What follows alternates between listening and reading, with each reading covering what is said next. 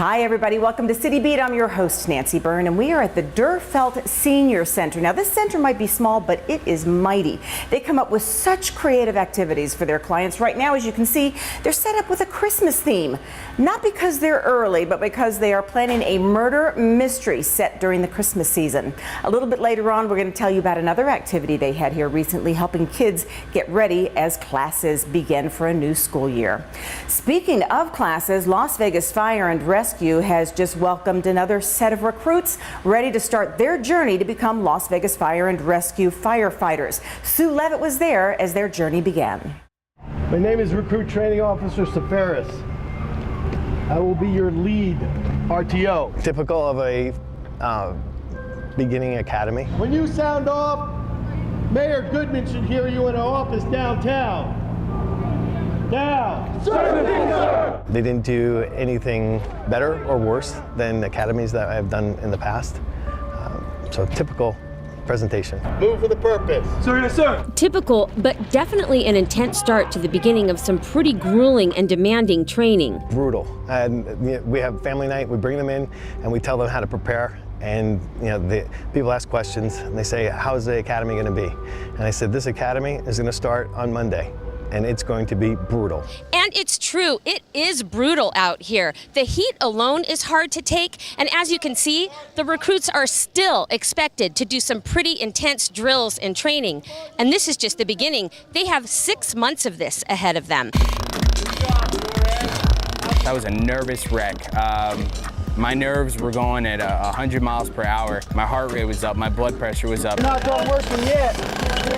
15 minutes. I don't think you can be prepared. They're gonna push you to your max. Morning, recruits. Sir, good morning, sir. Really happy to have you here and very proud that you are a member of Las Vegas Fire and Rescue. I want to welcome you, but I also want to let you know that this academy is very demanding, both mentally and physically, and the expectations for you are very high. What I need from all of you is to be fully engaged, and commit yourselves to being the best firefighter that you can possibly be. I came into the academy prepared for it to be the most difficult thing in my whole entire life. Lisa Leonard has participated in long endurance sports for the last decade. She's a triathlete and mountain biker and has been an athlete most of her life. She feels she's physically and mentally ready for the challenges ahead here at the academy. I wanted to become a firefighter. I enjoy helping people throughout my community. That's something I'm very passionate about. But I'm also physically strong and mentally strong, and I know those traits are really important of a firefighter. The recruits are considered an elite group. They go through an extensive screening process, and only a small percentage of applicants are accepted into the academy. So we try not to prejudge anyone. Everybody comes in here with a clean slate. I don't know them. I don't want to know them. I don't want to know their background or anything else. The only thing I want to know is, can they meet the standards of the academy? The standards are high and the academy is not easy. Some of the challenges ahead for the recruits include running to the top of the Stratosphere Tower in full gear. Keep going, that's it. One foot in front of the other. You guys looking good, keep it up. Spending time in the flashover chamber.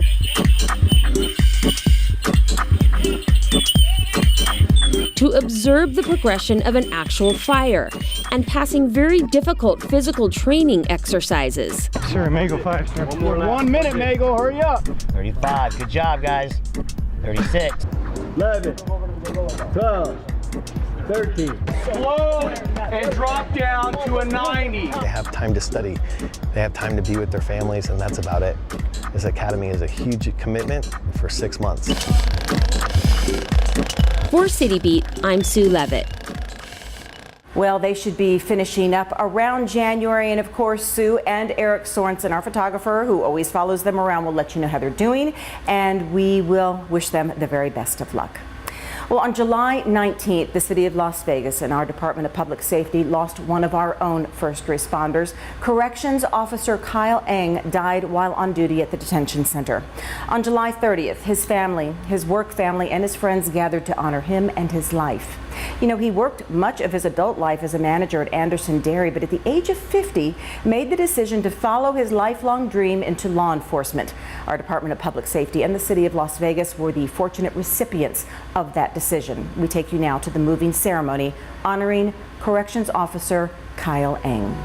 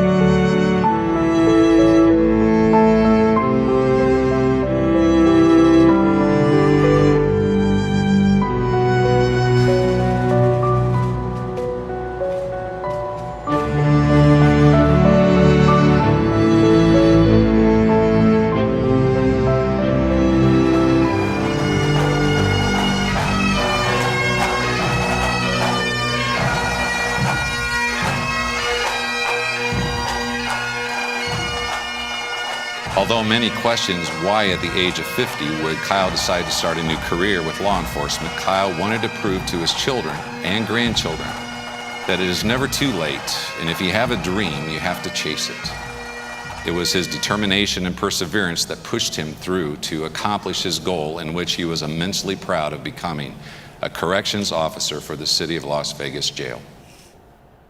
Corrections Officer Eng was beloved by everyone who touched him. And as I have sought out different people in our city to hear about him, there wasn't the one that didn't have the highest regard for him, knew that his heart was with you three beautiful, beautiful women, your beautiful children, your extended family. And the days ahead will be very tough, I am sure. As Pastor ODOR said, there are many challenges ahead, but the beauty is he would want you to follow every example he set.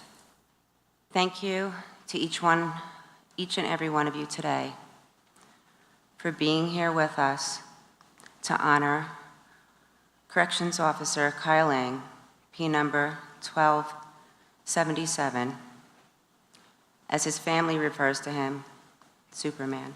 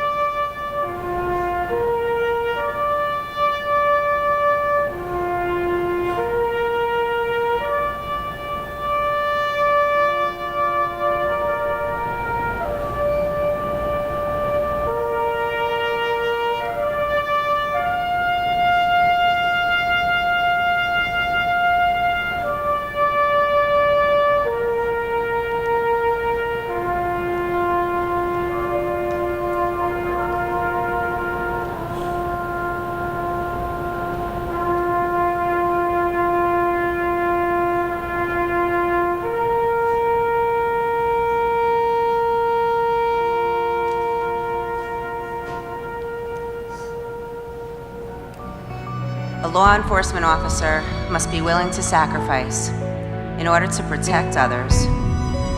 They have to spend long hours away from their family so that they can dedicate themselves to making the community a safer place. Thank you, Arlene, for allowing Kyle to commit himself to our noble profession.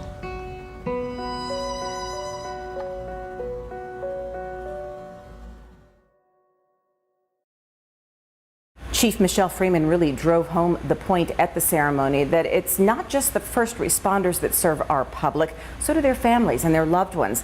They never know when they kiss their loved one goodbye at the beginning of a shift if they will be returning home. So we say thank you to Corrections Officer Ng, his family, all first responders in our community, and their families. We're going to take a quick break, and when we come back, as we enter a new school year, we are going to honor some schools in our community that go beyond teaching kids just in the classroom.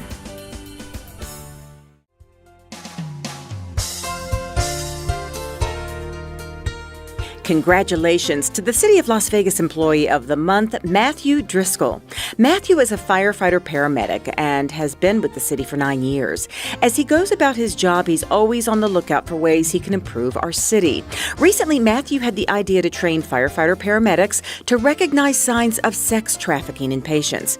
Matthew had no doubt that he probably had a patient in the back of his ambulance who was a victim of sex trafficking, but since he did not know the signs, he did not catch it. Matthew got approval to research a training program for Las Vegas Fire and Rescue, and as he began working on that training, he got help from our Community Services Department and Metro Police. And what started as training for Las Vegas Fire and Rescue turned into a valley-wide training summit for fire, EMS, law enforcement, youth counselors, social workers, nurses, and more.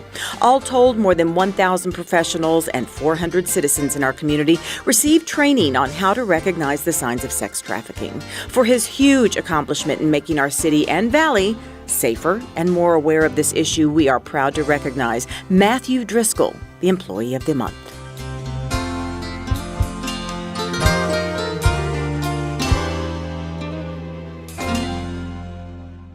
Our family is no less than any other family. My heart doesn't see race. Love is love.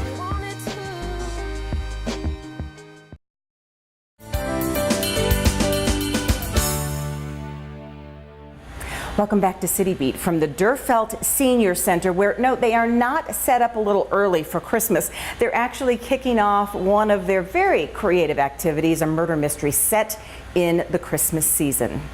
You know, this year at about 13 schools across our city, you're going to find students who are doing yoga, learning how to garden, and learning how to cook from real-life chefs. Now, are these exclusive private schools in expensive neighborhoods?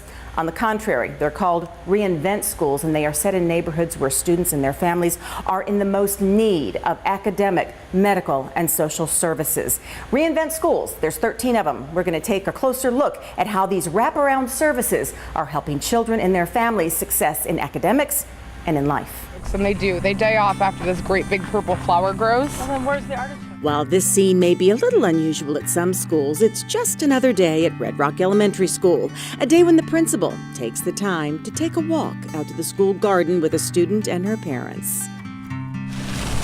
Oh man, I thought that was a caterpillar. I was so excited. I feel like this has just become a second family. Everybody here is so supportive, whether it's education or, home or anything, and everybody's there for you. And the admin from the teachers to the janitors. Casey Gable is mom to Addison Sky Hammond, who's entering 2nd grade here at Red Rock. Look, baby, you might be eating this. I want it. She says since this has become one of the city's 13 reinvent schools, more resources have become available, embracing not only the needs of the students, but the needs of the families as well. And what I've noticed is a lot of parents say that in the past there was a lot less in, parental involvement and parents feeling welcome on campus, and now everybody is. And we have these great events, and a lot of them are free so that we can get more people involved. Stephanie Wong has been principal at Red Rock for 8 years. This is the 2nd year as a reinvent school. She's seen a measurable difference. So the difference is just bringing those wraparound services to our school that we so needed. I always felt like we kind of hung on the side of the cliff, and we did okay. So we did okay enough to be okay, but not as much as we could do for families just because we didn't have funding sources, and it's difficult to network. Becoming a reinvent school is a little like the City of Las Vegas and its partner in this project, the Clark County School District, networking for the schools. opening doors to many new services. Here are just a few. Community gardens have been built on the school properties, teaching gardening, nutrition, responsibility, and even a little cooking. The programming involves many different pillars to support nutrition education. One of those being we bring chefs into our schools twice a year. We teach the children how to cook what they've grown in their garden. We make sure that the recipes are easy and duplicatable. Put it in. Oh, dang it. Blow it out. One more time. There's trauma recovery yoga in a couple of the schools. This class meets twice a week at Robert Lunt Elementary School. Remember breathing and twisting as much as you can. Look over that shoulder. We came up with a 30-minute program for the kids. Here at this school, we get to bring them in, as you saw today, so that all the classrooms get to filter through, and they learn things about centering, grounding, mindfulness. So let's all take a really big breath together.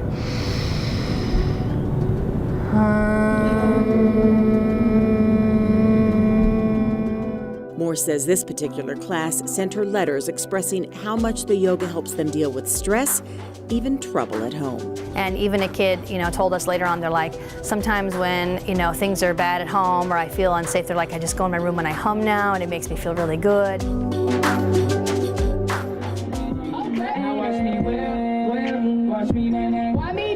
There are free events such as Safe Summer Nights, where families are invited to come play, eat, and learn about the many medical or social resources available to them. Murals are a big part of reInvent schools since they bring beauty and, in turn, pride to some of these older schools. This one was just painted this past spring here at Red Rock Elementary. Mayor CAROLYN Goodman was on hand to finish it off with a swipe of the spray can, showing where Las Vegas is on the map.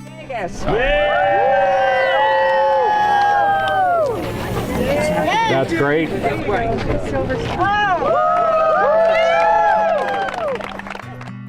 AmeriCorps volunteers are placed on campuses to tutor and monitor student success.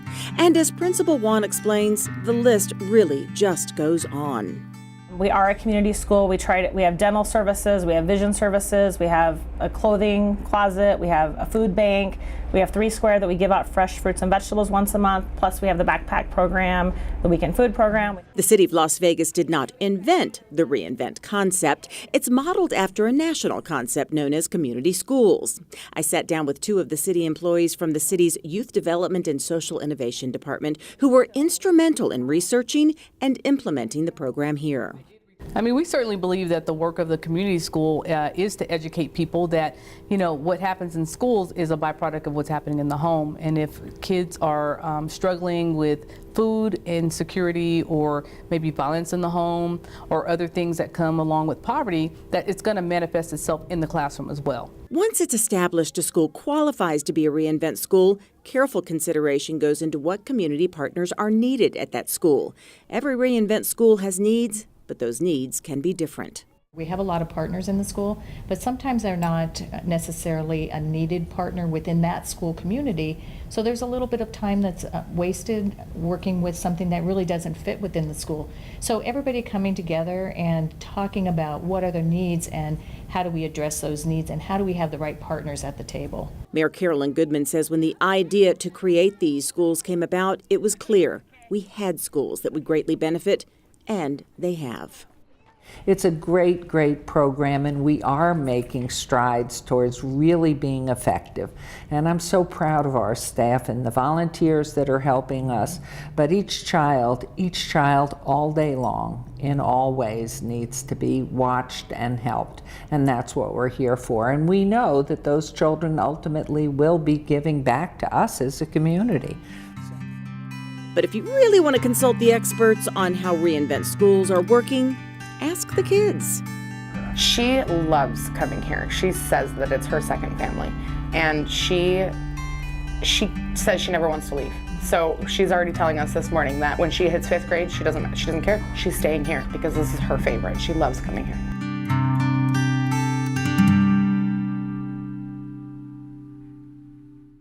We want to wish the very best of luck to all of our reInvent School students, their families, and of course all the students across the city in the Clark County School District.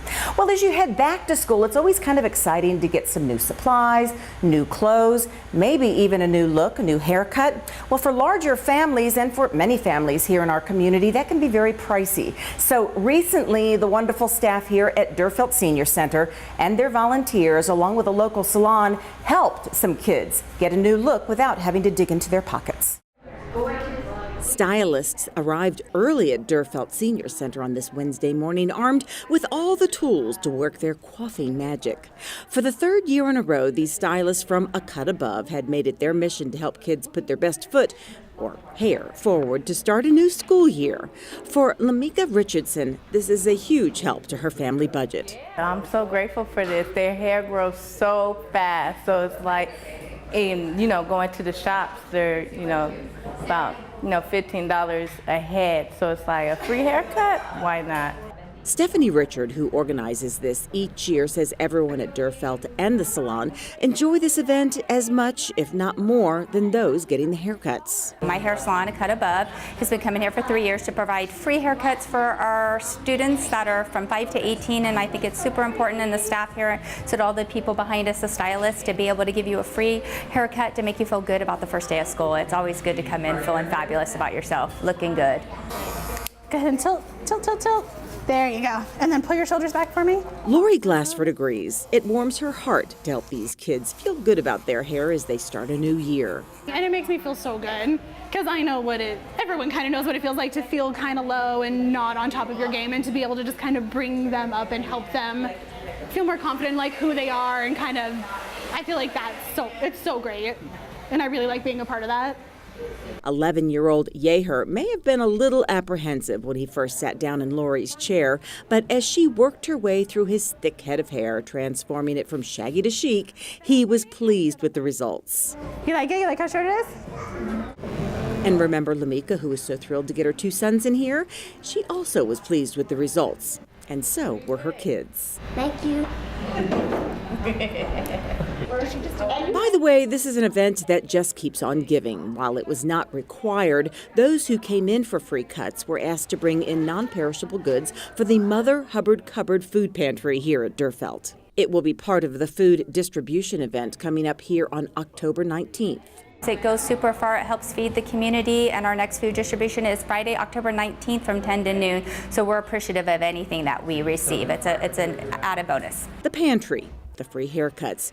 It may help the surrounding community, but these selfless acts of kindness actually feed the souls of those who do the giving. Words can't describe. I got goosebumps. It's amazing when you see people walk in and they're like, I'm not sure, and then they leave with their head held up high and big smiles on their face. That means the world. There's no price value on that. That's priceless. Once again, just as a reminder that food distribution will be right here at Dertelt Senior Center's Mother Hubbard Cupboard. That's on October 19th from 10 until noon. They always welcome donations of non-perishable goods, and they always welcome anybody in the community who is in need to stop by that day and get whatever you need for you and your family. We're going to take a quick break, and when we come back, if you're driving north on Las Vegas Boulevard, you may notice some giant showgirls welcoming you into the iconic downtown. We'll have that story when we come back. It takes less than 1 minute to find out if you may have prediabetes, and you can do it here. So what are you waiting for? Just go to the site. I rescued Toast from a shelter in 2011. I love Toast because she's a lazy diva. Toast makes me laugh. When I walked into the shelter, I knew she was special.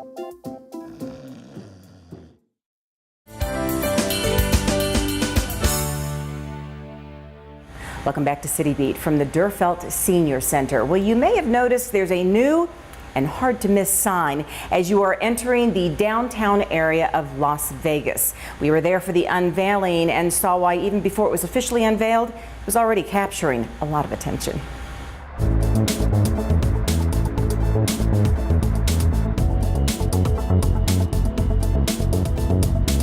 Even while it was being installed, and even before it was officially lit up, a new feature welcoming people to fabulous downtown Las Vegas was attracting attention.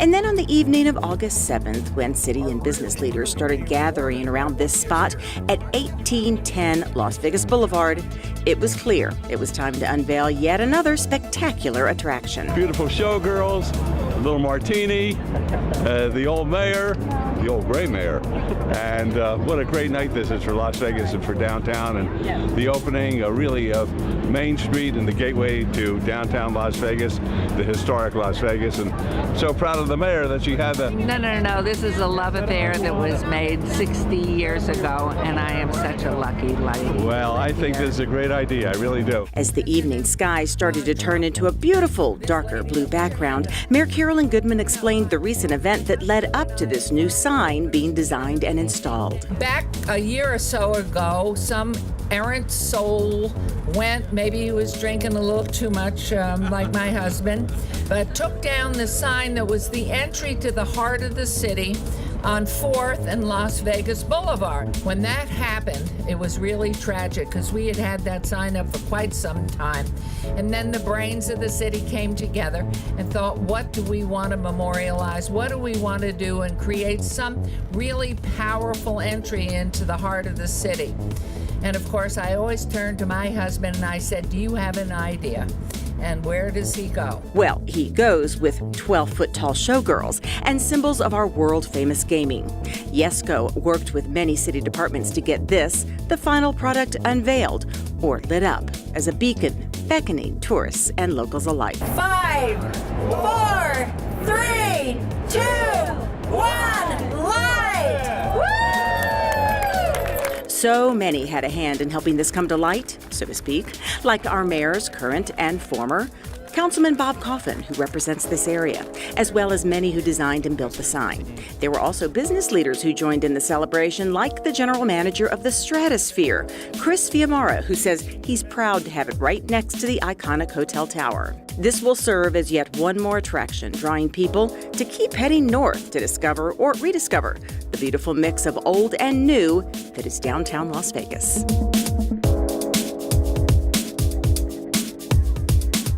Now, in case you can't find it, it's located on a little island in between Main Street and Las Vegas Boulevard, right near the Denny's. The Stratosphere is talking about providing a small parking lot so that people can actually get out of their cars and get over to the sign safely to get their pictures taken, sort of like they do with that other Welcome to Las Vegas sign. Well, it's hard to believe the summer is wrapped up and kids are back in school. It was a great summer, although it was rather warm. You know, our city council members, all of them, are really good at helping our kids start the school year on the right foot. They all hold great events, whether it be summer splashes or backpack giveaways. Right now, we want to take you to a summer splash hosted by Councilwoman Michele Fiore. Thanks for joining us. Have a great school year. We'll see you for the next City Beat.